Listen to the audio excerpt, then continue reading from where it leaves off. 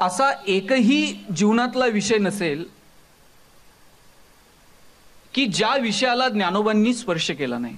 आयुष्याच्या प्रत्येक वळणावर, निसर्गातल्या प्रत्येक घटकावर ज्ञानेश्वरी जर भाष्य करते तर मग ज्ञानोबांची कथा, ज्ञानोबांचं चरित्र असं वेगळ्या रूपानं सांगण्याची गरज काय? माझा दावा आहे की आपण शब्द रूपानं जे सांगतो त्या शब्दांच्या पाठीमागं समृद्ध असं जगणं नसेल तर त्या शब्दांना फारसा अर्थ उरत नाही. ज्ञानोबांची ज्ञानेश्वरी तर महान आहेच. घराघरानं ती स्वीकारली, घराघरात ती पूजली गेली, घराघरात ती वाचली गेली. अहो, ज्ञानेश्वरीवरती एवढं प्रेम केलं आमच्या लोकांनी, कित्येकांना ती कळो ना कळो पण ती वाचत मात्र राहिली. किती प्रेम करावं एखाद्या ग्रंथावरती. असं घर शोधून सापडणार नाही की ज्या घरामध्ये ज्ञानेश्वरी नाही. माझा एक उच्च शिक्षित मित्र आहे, त्याची आई फारशी शिकलेली नाही पण ज्ञानेश्वरी मात्र रोज वाचते. आणि मग मित्राने एक दिवशी विचारलं, आई ते प्राकृत आहे, तुला कळतं का? ती म्हटली, सगळंच कळतं असं नाही. मग यानं विचारलं, जे कळत नाही ते का वाचावं? आई सरळ म्हटली, वाचत राहिलं ना मग आपोआप कळतं, वाचत राहावं. काही ग्रंथच असे सिद्ध आहेत की ते वाचत राहावेत, मार्ग आपोआप सापडत राहतो, कळायला लागतात. मग ज्ञानेश्वरीवरती महाराष्ट्रातल्या लोकांनी, भारतातल्या लोकांनी, नवे नवे जगभरातल्या लोकांनी एवढं प्रेम केलं, मग वेगळं जाऊन परत चरित्र का सांगावं? मी पुन्हा म्हणेल, ज्ञानेश्वरी महान आहे पण त्या ज्ञानेश्वरीच्या पाठीमागे ज्ञानोबा जे जगले, जे समृद्ध जीवन ज्ञानोबा जगले, त्या जगण्याचा प्रभाव आपल्याला ज्ञानेश्वरीत पाहायला मिळतो. वैशिष्ट्य असं आहे, त्या जगण्याचा प्रभाव पाहायला मिळतो पण ज्ञानेश्वरीमध्ये ज्ञानोबांचं व्यक्तिगत जीवन मात्र सापडत नाही. किती वेगळेपण आहे. आपण जर एखादं पुस्तक लिहायला घेतलं, आपल्याला सवय असते, रोज निशी लिहितो, आपण डायरी लिहितो, आपण जे जगलो ते लिहितो. एखादं पुस्तक लिहायचं म्हटलं तर तटस्थ अंगानं आपल्याला ते लिहिता येत नाही. त्यात आपलं जगणं, आपली दुःख, आपलं सुख, आपल्या यातना डोकावत राहतात. पण वैशिष्ट्य असं आहे ज्ञानोबांचं की ज्ञानोबांच्या ज्ञानेश्वरीमध्ये ज्ञानोबांच्या जगण्याचा प्रभाव आहे, परंतु ज्ञानोबांचं वैयक्तिक आयुष्य जरासही ज्ञानेश्वरीमध्ये डोकावत नाही. हे वैशिष्ट्य आहे ज्ञानोबांचं. मला सांगा, येशू ख्रिस्तांचं बायबल आहे, त्या बायबल मधून किंवा येशू ख्रिस्तांच्या शिकवणुकीतून जर येशू ख्रिस्तांचं जगणं वजा केलं तर, येशू ख्रिस्तांनी जी शिकवण दिली त्या शिकवणीमधून जर त्यांचं जगणं वजा केलं तर करोडो लोकांना मोहिनी घालेल असं फारसं काही उरणार नाही. म्हणून आपण जे बोलतो, आपण जे सांगतो, त्याच्या पाठीमागं जे समृद्ध जगणं आहे ते जगणं सुद्धा लोकांपर्यंत पोहोचावं, त्यासाठी खरं तर हा अट्टास आहे. यमुना आणि शरयू दोघीही नशीबवान आहेत. पात्र मोठं आहे, प्रवास मोठा आहे. एकीनं साक्षात प्रभू रामाला पाहिलं, एकीनं भगवान श्रीकृष्णाला पाहिलं. पण या दोघींपेक्षा नशीबवान कोण आहे माहित आहे? या दोघींपेक्षाही नशीबवान मला इंद्रायणी वाटते. इंद्रायणीनं पाहिलं कुणाला? जो जे वांछील तो ते लाहो प्राणी जात, ज्याला ज्याला जे जे हवंय ते ते मिळू दे. केवढं मोठं मन आहे. एवढं मोठं मन असणाऱ्या निरागस अशा माऊलींना इंद्रायणीनं पाहिलं. तालीम नाही, काय नाही, तयारी कशी करायची? 10 बाय 10च्या आखाड्यापेक्षा रान काय वाईट नाही. सराव आणि सामना याच्यामध्ये कधी पण फरक असता कामा नये. तर काय बी सांगावं असतात, आपण आहे तयार. तू चल रमणा, तू चल रगता. वर्ल्ड टेलिव्हिजन प्रीमियर केसरी रविवार 9 मे दुपारी 12 आणि संध्याकाळी 6 वाजता झी टॉकीज HD वर. घर से दूर ये मेरी फैमिली घर के पास ले जाती है. गले लगा के यारों को कह दो ना यूं ही एक बार, मैकडॉनल्ड्स नंबर 1 सोडा. कह दो तू मेरा नंबर 1 यार. नाम क्या है इसका? नवाब. एक दिन आपका बम्बई पहचानेगा अपन को. नवाब ना किसी की दोस्ती भूलता है, ना दुश्मनी भूलने देता है. आज से बम्बई तेरा हुआ नवाब, तू इस जंगल का राजा. साला बम्बई अपन की मस्तान भाई ने नवाब को दे दी. बॉलीवुड अपन का मस्तान भाई ने नवाब को दे दिया. वो लैला अपन की मस्तान भाई ने वो भी नवाब को दे दी. अभी तेरे को मालूम पड़ेगा असली मोहब्बत का कीमत. श्री रामाचं ज्याला वरदान आहे, गदा ज्यांची शान आहे, बजरंग बली अशी ज्यांची ओळख आहे, तेच संकट मोचन हनुमान आहे. मन मंदिरात गजर भक्तीचा झी टॉकीज HD वर.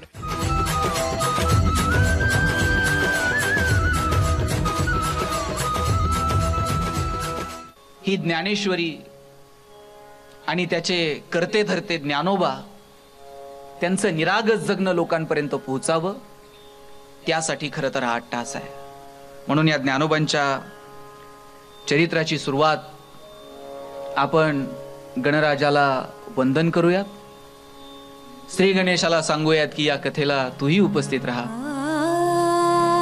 आणि त्याला वंदन करून या चरित्राला सुरुवात करूयात. ओंकार प्रधान रूप गणेशाचे. ओंकार प्रधान रूप गणेशाचे. हे तिन्ही देवांचे जन्मस्थान. हे तिन्ही देवांचे जन्मस्थान. ओंकार प्रधान रूप गणेशाचे. ओंकार प्रधान रूप गणेशाचे. तुका म्हणे ऐसी आहे वेदवाणी. तुका म्हणे ऐसी आहे वेदवाणी. पाहावी पुराणी व्यासाची. पाहावी पुराणी व्यासाची. ओंकार प्रधान रूप गणेशाचे. ओंकार प्रधान रूप गणेशाचे. हे तिन्ही देवांचे जन्मस्थान. हे तिन्ही देवांचे जन्मस्थान. ओंकार प्रधान रूप गणेशाचे. रूप गणेशाचे. रूप गणेशाचे.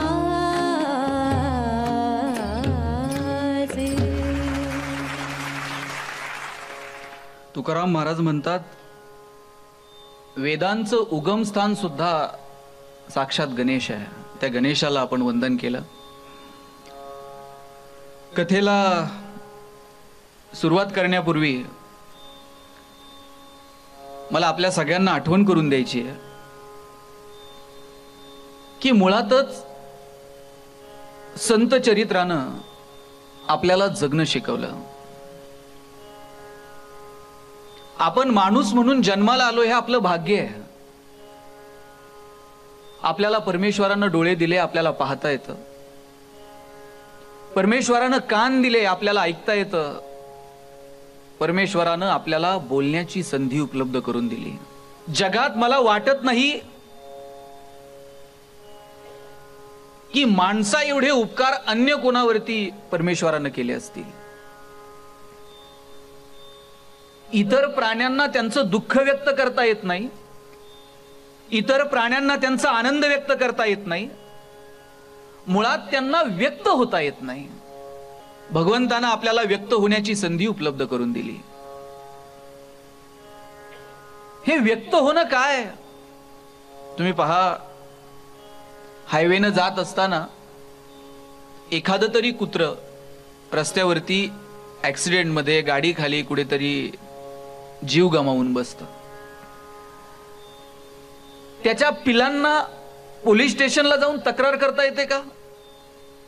आमच्या आईची काही चूक नव्हती, याच्याच गाडीचा ब्रेक लागला नाही. मी पाहतो धाब्यावरती कोंबड्या वाहून नेल्या जातात. त्या कशा नेल्या जातात आपण कधी पाहिलंय? त्या गाडीला अशी काठी बांधलेली असते, त्या काठीला त्या बांधलेल्या असतात, त्यांच्या तोंडातून फेस बाहेर पडत असतो. त्यांना कदाचित म्हणायचं असेल की आता जायचंय, मरायचंयच, पण निदान शेवटचा प्रवास तरी नीट होऊ देत. पण ती भावना व्यक्त करता येत नाही, सांगता येत नाही, भांडता येत नाही. आपल्याला किती संधी दिली आहे भगवंतानं? सांगायची संधी दिली आहे, भांडायची संधी दिली आहे, व्यक्त होण्याची संधी दिली आहे. व्यक्त होणं, सांगणं, या संधीचा आपण किती लाभ घेतो मला माहित नाही, पण भांडण्याची जी संधी दिली आहे ना, त्याचा लाभ मात्र आपण अजिबात सोडत नाही. सगळ्यात जास्त भांडणं कुठं होतात? बसमध्ये, जागेवरून. किती वेळाचा प्रवास आहे हो हा, इथे पण जागेवरून भांडणं होतात. मागे बसायचं की पुढे बसायचं. आपल्याला दाखवून दिलंय निसर्गानं, तुम्ही क्षणभंगूर आहात, तुमचं जगणं क्षणभंगूर आहे. हा प्रवास थोड्या वेळाचा आहे. या थोड्या वेळात कसं जगावं हे साधू संतांकडनं शिकावं. प्रवास किती मोठा आहे हे महत्वाचं नाही, तो प्रवास किती सुंदर आहे हे महत्वाचं आहे. शरयू नदी किती मोठं पात्र आहे शरयूचं, मोठा प्रवास आहे शरयूचा. शरयूचं भाग्य, शरयूनं प्रभू रामचंद्रांना पाहिलं. यमुनेचं पात्रही मोठं आहे, यमुनेचंही भाग्य. यमुनेनं कोणाला पाहिलं? भगवान श्रीकृष्णाला पाहिलं. यमुना आणि शरयू दोघीही नशीबवान आहेत. पात्र मोठं आहे, प्रवास मोठा आहे. एकीनं साक्षात प्रभू रामाला पाहिलं, एकीनं भगवान श्रीकृष्णाला पाहिलं. पण या दोघींपेक्षा नशीबवान कोण आहे माहित आहे? या दोघींपेक्षाही नशीबवान मला इंद्रायणी वाटते. इंद्रायणी शरयू इतकी मोठी आहे का? यमुने इतकं पात्र मोठं आहे का? अहो, लोणावळ्याजवळ डोंगरात उगम पावते आणि पुढं निरेजवळ जाऊन भीमेला मिळते. एवढासा तर इंद्रायणीचा प्रवास. पण एवढ्याशा प्रवासात इंद्रायणीनं कुणाला पाहिलं? इंद्रायणीनं पाहिलं वैराग्य काय हे नुसतं सांगण्यासाठी आम्ही जन्माला आलेलो नाहीत. आम्ही वैकुंठवासी आलो याच कारणासी, बोलले जे ऋषी साच भावे वर्तावया. जगणं किती समृद्ध असू शकतं, वैराग्य जगता कसं, जगायचं कसं, हे सांगण्यासाठी आमचा जन्म आहे. वेदांना तुम्ही फक्त डोक्यावर घेऊन मिरवलात, पण वेदांचा अर्थ आम्हाला ठाऊक आहे हे सांगणाऱ्या जगद्गुरु तुकोबरायांना इंद्रायणीनं पाहिलं. इंद्रायणीनं पाहिलं कुणाला? जो जे वांछील तो तेला हो प्राणी जात. ज्याला ज्याला जे जे हवंय ते ते मिळू दे. केवढं मोठं मन आहे. एवढं मोठं मन असणाऱ्या निरागस अशा माऊलींना इंद्रायणीनं पाहिलं. किती नशीबवान आहे हो इंद्रायणी. मग किती जगलात हे महत्वाचं की कसं जगलात हे महत्वाचं? कसं जगलात हे महत्वाचं. ज्ञानोबा फार मोठं आयुष्य नाही मिळालं हो माऊलींना. थोडं जगले, थोडं जगले, पण गोड जगले. किती गोड. हे जगावं कसं हे पुढच्या पिढीला जर कळायचं असेल ना, त्यासाठी संत चरित्र ऐकावं, वाचावं, इतरांना सांगावं. मगाशी बोलताना म्हणाले, संयोजकांनी सांगितलं की वारकरी संप्रदायात जे जे असतील त्यांना उद्या यायला सांगा. मी म्हणेल, अहो त्यांनी तर वाचलेच की, त्यांनी तर ऐकलेच की. जे अजून इकडे फिरकले नाहीत ना त्यांना बोलवा. पदर घेऊन तुम्ही बसलायतच की ऐकायला, पण ज्यांचा पदर अजून डोक्यावर गेलेला नाही त्यांनाही बोलवा. जीन्स टी शर्ट मध्ये फिरणारी पोरं आली पाहिजेत, बसली पाहिजेत कीर्तनाला. 15-16 वर्षाची 20-22 कॉलेजची पोरं पोरी आली पाहिजेत. त्यांना कळालं पाहिजे ज्ञानोबा काय जगले, त्यांना कळायला हवं तुकोबा काय जगले. उद्या येताना त्यांना घेऊन या. त्यांना त्यांच्या भाषेत सांगावं लागेल. व्हॉट्सअपचा जमाना आहे, सोशल मीडियाचा जमाना आहे. एका सेकंदात तुम्ही जगात कुठेही संपर्क करता. आता त्या पोरांना सांगावं लागेल ज्ञानोबा तुकोबा काय. खरं तर त्यांनी ऐकण्याची गरज आहे. जगणं समृद्ध व्हावं ते कसं करावं यासाठी ज्ञानोबा तुकोबा घराघरात पोहोचले पाहिजेत. म्हणून खरं तर ही कथा आहे. मला आपल्याला आठवण करून द्यायची आहे. गेल्या 4-5 महिन्यामध्ये आपण जगणं शिकला असाल, किमान पाहिलं असेल की अरे काल परवा फेसबुक वरती वाढदिवसाच्या शुभेच्छांचा फोटो आलता. आज तर व्हॉट्सअपला RIP, भावपूर्ण श्रद्धांजली. गेले कुठे? नाही म्हणे कोरोना झालता, अंत्यविधीला बोलवलं नाही म्हणे, ते कॉर्पोरेशन वाल्यांनीच केला, मुलांना पण येऊ दिलं नाही. तुम्ही शस्त्र तयार कराल, एकमेकावरती शस्त्र उचलाल, एकमेकावरती अधिराज्य गाजवायचा प्रयत्न कराल, कुणाला तरी गुलाम करायचा प्रयत्न कराल. पण निसर्गाची ताकद अशी आहे, एक विषाणू दिसला का कुणाला आतापर्यंत कोरोना, पण कळला की नाही. तालीम नाही, वस्ताद नाही, कसं होणार गाड्या आपल्या. युद्ध जिंकायला फक्त तलवारी चांगल्या असून चालत नाही, तलवार घट्ट धरायला मनगड पण तेवढी मजबूत लागते. मनगड बनव मग तलवार धर. वस्ताद मिळाला आपल्याला. वर्ल्ड टेलिव्हिजन प्रीमियर केसरी रविवार 9 मे झी टॉकीज HD वर.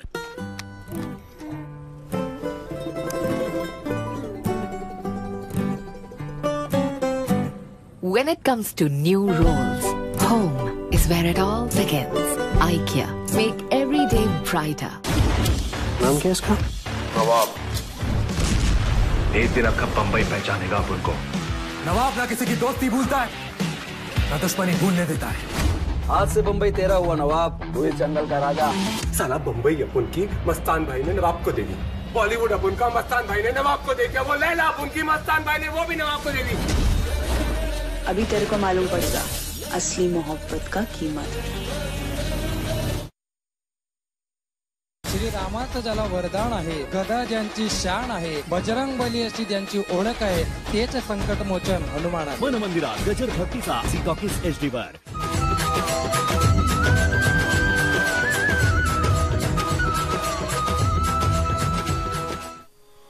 आपण कोणत्या घमेंडीत आहोत, आपण कुठल्या अहंकारात आहोत. या जगावर सत्ता चालवणारा जो आहे त्याच्या दृष्टीनं आपण कटपुतली आहोत. पण माणसाला हे कळायला अजून किती वर्ष लागणार आहेत कुणास ठाऊक. तुम्हाला मी थोडक्यात प्रवास सांगतो माणसाचा, मग तुम्हाला कळेल आपण किती पाण्यात आहोत. या अवस्थेला जे आपण आलोय ना आत्ता, म्हणजे मी बोलतोय तुम्ही ऐकताय, या अवस्थेला यायला माणसाला कोट्यावधी वर्ष लागली. साधं ताट उभं राहून चालायला 4 कोटी वर्ष लागली माणसाला. आपण म्हणतो की जगातला सगळ्यात बुद्धिमान प्राणी आहे माणूस, पण प्रवास इतका सोपा नाहीये. इथपर्यंत यायला कोट्यावधी वर्ष लागलीत. माकडापासून माणूस होण्याची प्रक्रिया 4 कोटी वर्षांची आहे. ताट उभं राहून चालायला पुढची 3 लाख वर्ष लागली. भाषा, लिखाण हे तर फार पुढचं आहे. साधा धातूचा शोध लागायला माणसाला 50,000 वर्ष लागली. आणि मी मनानं सांगत नाहीये, साने गुरुजींनी अनुवादित केलेलं एक पुस्तक आहे, मानवजातीचा इतिहास. तांब्याचा शोध लागायला 5,000 वर्ष लागली.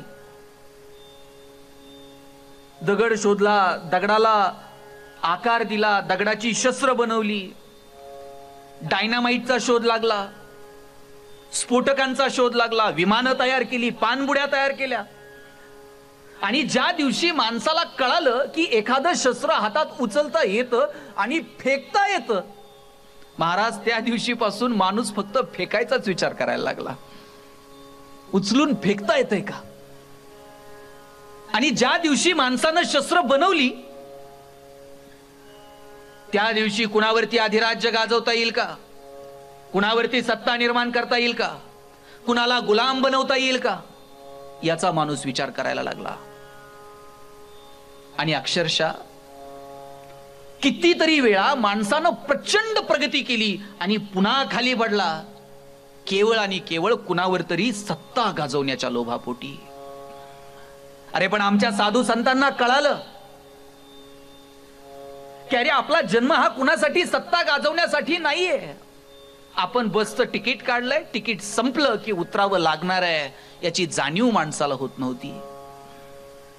ही जाणीव जर माणसाला अगोदर झाली असती तर या अवस्थेपर्यंत येण्यासाठी काही शेकडो वर्षात माणूस इथपर्यंत आला असता. पण दुर्दैव माणसाला ते कळालं नाही. ही संकट वगैरे आज नाही आलेली. तुमच्या माझ्या पिढीनं कोरोनासारखं संकट मला वाटतं पहिल्यांदा पाहिलं, बरोबर? माझ्या पिढीनं तरी असं 3 महिने एका जागेवर घरात बसणं पहिल्यांदा पाहिलं. तुमच्या पिढीत सुद्धा असा प्रकारचा रोग कधी आलेला नसेल. पण महाराज हे नवं नाहीये, हे फार जुनं आहे. निसर्गानं वेळोवेळी माणसाला त्याची किंमत दाखवून दिली, पण माणसाला कळालं नाही हो. 1350 मध्ये युरोपमध्ये प्लेगची साथ आली होती. कधी? 1350. आणि त्या प्लेगच्या साथीमध्ये 1/3 लोक मृत्युमुखी पडली लोकसंख्येच्या. त्यानंतर 15व्या शतकामध्ये अमेरिकन वसाहतींमध्ये अशीच साथीच्या रोगांची साथ आली. 20 ते 40% लोक मारली गेली. 16व्या शतकामध्ये चीनमध्ये पुन्हा प्लेग आला. आणि माणूस इतका विचित्र प्राणी आहे, तिथं लोक मरत होती चीनमध्ये रोगाने 16व्या शतकात. आणि लुटारू चीनवर आक्रमण करत होते. तिथली मिंग राजवट उद्ध्वस्त करून टाकली. 18व्या शतकामध्ये युरोपवरती नेपोलियननं आक्रमण केलं. नेपोलियन माहित आहे? राजा होता, सगळं जग जिंकायचं ठरवलं होतं. या पृथ्वी तलावावरती एकही असा भूप्रदेश असणार नाही की ज्याच्यावरती नेपोलियनचं राज्य नसेल. तलवार उपसली आणि राज्य जिंकायला निघाला. एक एक प्रदेश संपादित करत शेवटी युरोपवरती चालून गेला. युरोप सुद्धा जिंकलं नेपोलियननं. आणि नेपोलियननं युरोप जिंकल्यानंतर 3 लाख सैन्य घेऊन गेलता. युरोप जिंकलं, सत्ता प्रस्थापित केली, पण किती दिवस? मनगटात रग होती, सैन्यामध्ये ताकद होती, सत्ता प्रस्थापित झाली आणि युरोपमध्ये पिवळ्या तापाची साथ सुरू झाली. महाराज 3000 सैन्य फक्त उरलं. सगळं सैन्य पिवळ्या तापाच्या साथीत गेलं आणि 3000 सैन्याला घेऊन त्याला पुन्हा मायदेशी परतावं लागलं. भगवंतानं दाखवून दिलं, तुम्ही शस्त्र तयार कराल, एकमेकावरती शस्त्र उचलाल, एकमेकावरती अधिराज्य गाजवायचा प्रयत्न कराल, कुणाला तरी गुलाम करायचा प्रयत्न कराल, पण निसर्गाची ताकद अशी आहे. एक विषाणू दिसला का कुणाला आतापर्यंत कोरोना? पण कळला की नाही? दिसत नाही पण कळला किती? अहो, निसर्गातला एक सूक्ष्म असा विषाणू जो दिसत सुद्धा नाही, त्यानं पळता भुई कमी केली हो माणसाची. नेपोलियननं युरोप जिंकलं, पण एक साधी पिवळ्या तापाची साथ आली, त्याच्या पुढे मात्र सैन्य टिकू शकलं नाही. 1888 ते 1897 आफ्रिकेमध्ये जनावरांचा प्लेग आला होता. त्याच्यामध्ये हजारो जनावरं मृत्युमुखी पडली. शेतकऱ्यांना शेती करता येईना, व्यापाऱ्यांना जनावरं नसल्यामुळं वाहतूक करता येईना. माणसाला कळालं जनावरांची किंमत सुद्धा किती मोठी आहे. सांगायचं तात्पर्य आपल्याला हे सगळं की कोरोना हे निमित्त आहे मित्रांनो. ती चिंतेची बाब असेल पण त्याच्याही पुढे जाऊन ती चिंतनाची बाब आहे. चिंतन व्हावं, निसर्गाच्या संबंधानं चिंतन व्हायला हवं. निसर्ग काय हे समजायला हवं. ज्ञानोबांच्या तुकोबांच्या चरित्रातून, ज्ञानोबा तुकोबांच्या साहित्यातून, ज्ञानोबांच्या ज्ञानेश्वरीतून, तुकोबांच्या गाथेतून आणि समस्त साधू संतांच्या जीवनातून आपल्याला निसर्गाचा बोध घेता यायला हवा. किती जपावं निसर्गाला. अहो गाडगे बाबा एका ठिकाणी कीर्तनाला गेले. कीर्तन झालं आणि कीर्तन झाल्यानंतर आता पुढच्या गावी जायचं म्हणून तिथे एक गृहस्थ होते. ते म्हणले बाबा हे असं पायपाय जाण्यापेक्षा बैलगाडी झुपतो, बैलगाडीत सोडतो तुम्हाला. महाराजांना वाटलं चला पुढच्या गावाला जायचंय, जरा लवकर जाऊ, कीर्तन जरा लवकर सुरू करता येईल. म्हणून महाराज म्हटले कुठे तुझी बैल, आण बरं बैलगाडी. ते गृहस्थ बैलगाडीला झुपली आणि बैलगाडी घेऊन महाराजांच्या समोर आले. महाराजांनी बैलांकडे बघितलं. बैलांची पोटं पार खपाटीला गेली होती. खपाटीला गेलेली पोटं बैलांची बघितली. महाराज बैलगाडीत बसले नाही. त्या बैलांच्या मालकाकडे गेले, त्याच्या दंडाला असा चिमटा घेतला आणि म्हणले तुझ्यात तर लय रगात दिसून राहिलं बापा.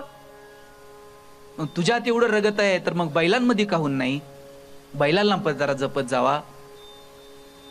खाली उतरले आणि पायी पायी पुढच्या गावाला निघून गेले. किती किती ममत्व, किती मार्दव, किती प्रेम. आणि कुणाविषयी हो, एका जनावराविषयी. अरे माणसानं तर माणसावर प्रेम करावं पण या निसर्गातल्या प्रत्येक घटकावर प्रेम करावं. हे साधू संतांकडून पाहायला मिळालं. साधू संतांना कळालं की निसर्गाशी जुळवून आपल्याला जगता यायला हवं. आणि आज कोरोनाच्या निमित्तानं आपल्याला निसर्गाशी जुळवून घेण्याची संधी भगवंतानं दिली आहे. ते जुळवून घ्यावं लागेल. आपले पाय जमिनीवर नाहीत. पंचमहाभूतांनी बनलेलं हे शरीर. पण आपल्याला खटोड साहेब आमच्याकडं पुण्याला सनबाथ 10,000 रुपये देऊन, सनबाथ म्हणजे काय, उन्हात जाऊन आंघोळ करायची. आंघोळ करायची म्हणजे पाणी नाही घ्यायचं, सूर्याची किरण अंगावर पडली त्याला सनबाथ म्हणतात. आमचा सूर्याच्या किरणांशी संबंधच उरला नाही, सनबाथ साठी पैसे मोजावे लागतात. इकडे 10 लाखाचा बेड बनवून घेतलाय झोपायला, लोक जमिनीवर झोपण्यासाठी पैसे देऊन जातात. सारवलेल्या जमिनीवर झोपा, जमिनीशी तुमचा संबंध येईल. कुठे घेऊन चाललोय आम्ही या जगाला. म्हणून मला आपल्याला विनंती करायची आहे, निसर्गाशी नाळ जुळून घेता येईल का हे आपण साधू संतांकडनं शिकावं. अहो तुकोबा राय, ज्ञानोबा काय म्हणतात, भूता परस्परे पडो मैत्र जीवांचे. मैत्र जीवांचे किती सुंदर शब्द वापरला बरं. मैत्र जीवांचे आणि कुणाशी, फक्त माणसानं माणसाशी मैत्रीने वागावं असं नव्हे. इथल्या प्रत्येक जीवासोबत तुमचा मैत्रीचा भाव असला पाहिजे. रस्ता सुधारला पण माणसाचं चालणं सुधारलं नाही. पैशांच्या जोरावर हजारो किलोमीटर दूर असणारे चंद्र, सूर्य, ग्रह, तारे दुर्बिणीच्या साह्यानं जवळ करून पाहिले, पण आयुष्यभर शेजारी राहणाऱ्या माणसाबरोबर प्रेमाचे संबंध मात्र निर्माण होऊ शकले नाही. कॉलेजात जाऊन शिकायचं शिक, नाही तर सरळ पोलिसात भरती हो. बा काय करतो तुझा गवळे आहे. कशाला काय तू रे कुस्ती तू? एका महिन्याचा पेलवानाचा खर्च किती आहे माहिती तुला? परवडेल तुला? कुठनं आले डोंबारी काय माहित. परत कधीच कुस्तीच्या कड्यात पाव टाकणार नाही. देशाबद्दल वर्ल्ड टेलिव्हिजन प्रीमियर केसरी रविवार 9 मे दुपारी 12 आणि संध्याकाळी 6 वाजता झी टॉकीज HD वर. अब जी बन गया है और भी फायदेमंद. क्योंकि हम लाए हैं QR स्कैनर सरप्राइज। आपके फेवरेट जी शो के दौरान जब भी आपके टीवी स्क्रीन पर कोई QR कोड दिखाई दे तो उसे तुरंत अपने फोन से स्कैन कीजिए और पाइए special offers, product information, discounts और डील्स भी। तो अब जी देखते वक्त अपने फोन कैमरा से QR कोड स्कैन करना मत भूलिए। लाभ उठाएं QR स्कैनर सरप्राइज का ओनली ऑन जी। श्री रामाचं ज्याला वरदान आहे, गदा ज्यांची शान आहे, बजरंग बली अशी ज्यांची ओळख आहे, तेच संकट मोचन हनुमान आहे। मन मंदिरात गजर भक्तीचा झी टॉकीज HD वर।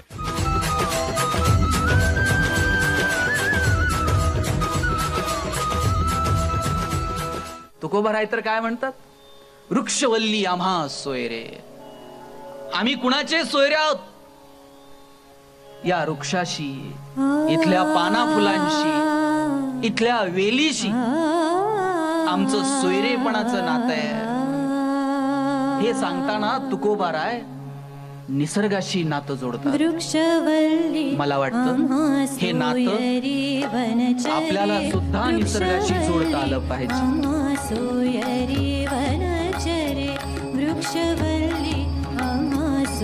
घराच्या भोवती एखादी परसबाग करता येईल का? लेकीच्या वाढदिवसाला एखादं झाड लावता येईल का?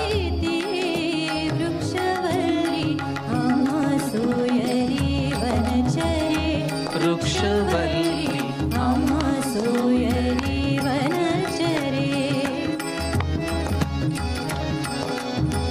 आपल्या पोरीच्या वाढदिवसाला एक झाड लावायचं।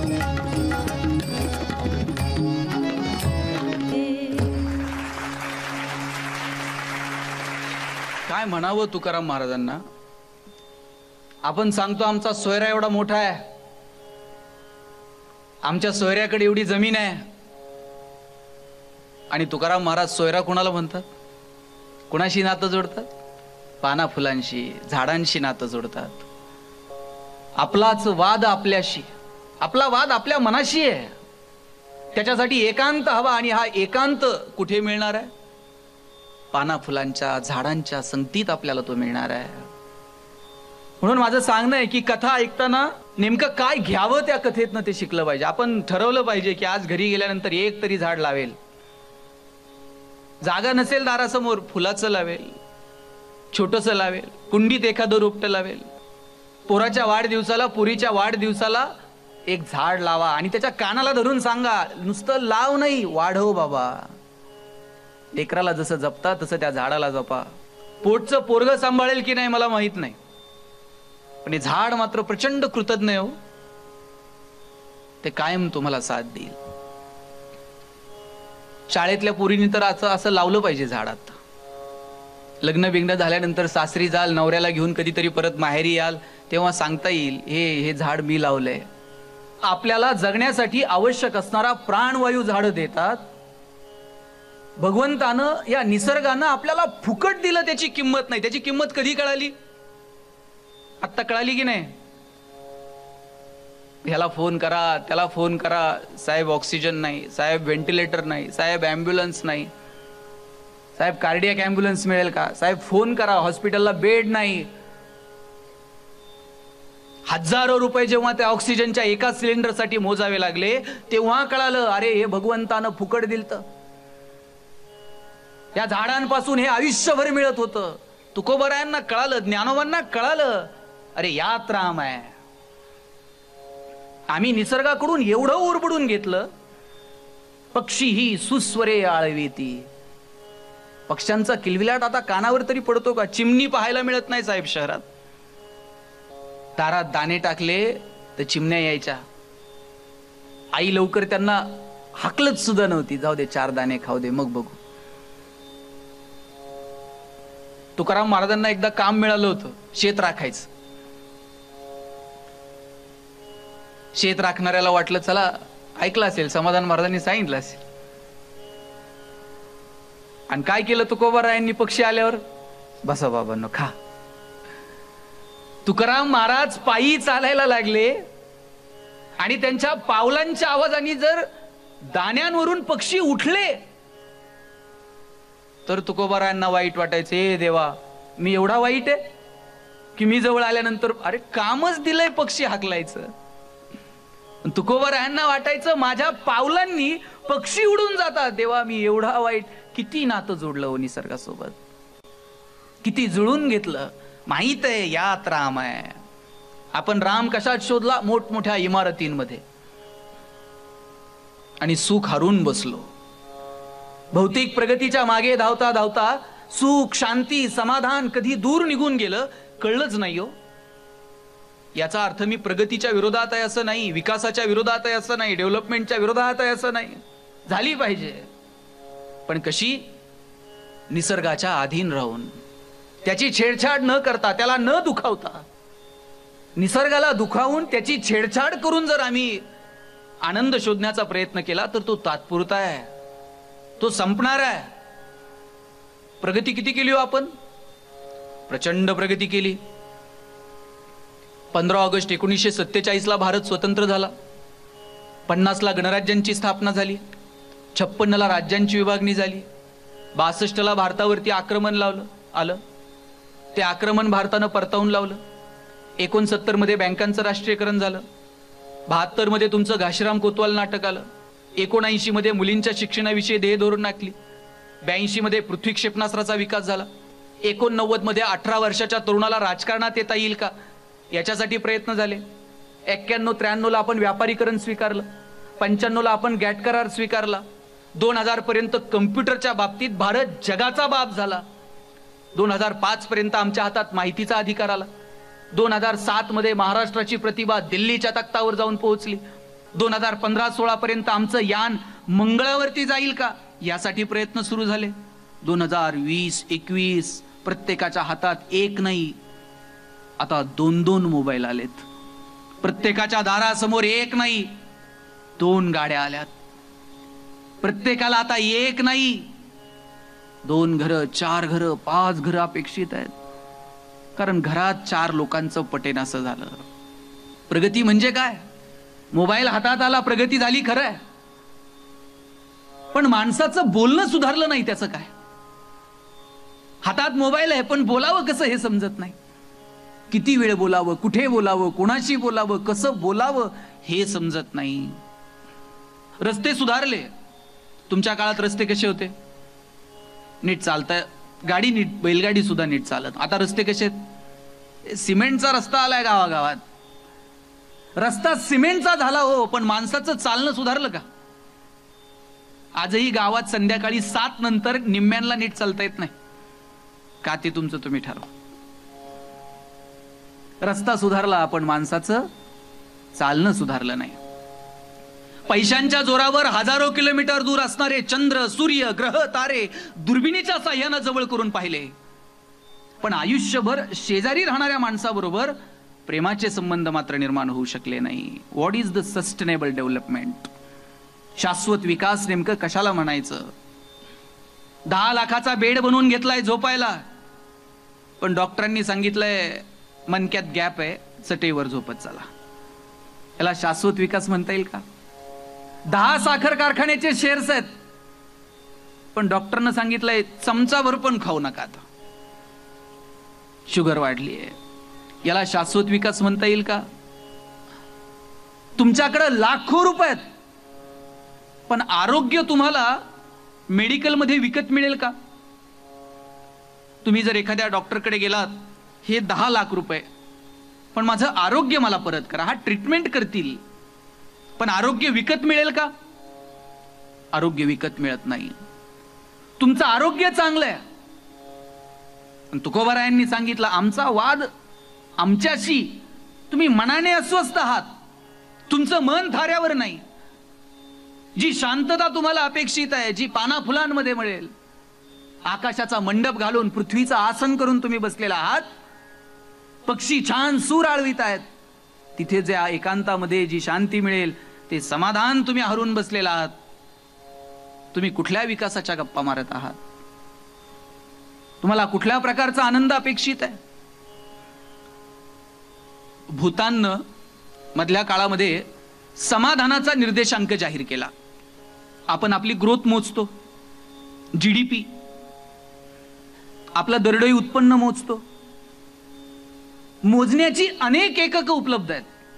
ब्लड प्रेशर मोजता येतं, शुगर मोजता येते, वजन मोजता येतं. पण तुमच्या मनात चाललेले जे हिंदोळे, जी अस्वस्थता आहे, ती मोजण्याचं कोणतंही एकक अजून उपलब्ध नाही. आणि भूतान सांगत होतं, आमच्याकडे चमचमीत मॉल नाहीत, चकचकीत रस्ते नाहीत, पण आम्ही जगात सगळ्यात समाधानी आहोत, आम्ही आनंदी आहोत. कथेचा पूर्वार्ध उत्तम झाला. गदी माडगुळकरांनी लिहिलेल्या फार सुंदर ओळी आहेत. उजेडी राहिले उजेड होऊन, निवृत्ती सोपान मुक्ताबाई. ज्ञानाचा उजेड आपल्या सगळ्यांना दाखवणारे, प्रकाशमान करणारे अर्थात संत श्रेष्ठ ज्ञानोबा राय, ज्ञानेश्वर माऊली. कथेचा उत्तरार्ध आता काही वेळातच जाणून घेणार आहोत आपल्या आवडत्या कार्यक्रमात गजर कीर्तनाचा सोहळा आनंदाचा मध्ये. पूर्वार्धात मात्र इथेच थांबते. जय जय रामकृष्ण हरी.